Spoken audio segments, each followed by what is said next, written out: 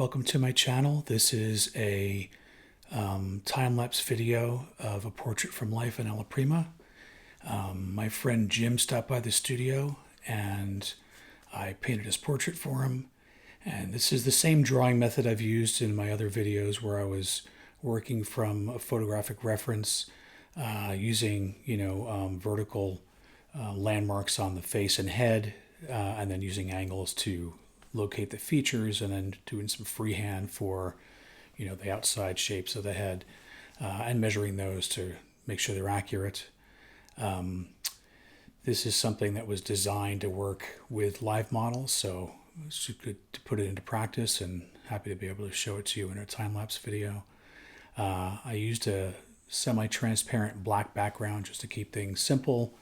And the process is the same process I use when working from photos where, I start with shadow shapes, working in places where I have a lot of confidence, and then working into some of the lighter skin tones and down into the clothing.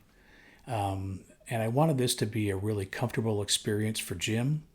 I've worked in, workshops with live models where, the models don't talk. If they move out of their spot, the artist who's running the workshop will put them back in their spot. So the artists have a lot of control over the models in those situations. And I didn't think it was necessary here because I felt comfortable with my drawing and I drew in some shadow shapes, which really helped me guide Jim back into the spot I needed him to be in to make sure those shadow shapes lined up on his face the way I had drawn them.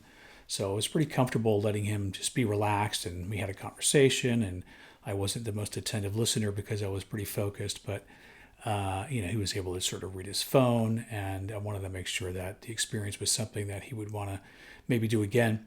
And as long as I was able to get him in the right spot at the right time so that I can, make sure that the drawing is still where I thought it should be, and as I create form with some of the shadow shapes and moving into light, that it reflected what I saw. And the same approach to flicking my eyes back and forth looking for contrast that I use with photos is exactly what I use with the live models.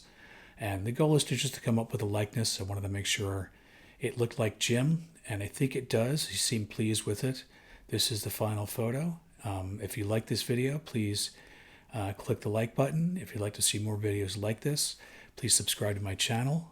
I can be found on the web at robertosuzuki.art, on Instagram at roberto_suzuki_art, and on Facebook at fb.com/robertosuzukiart.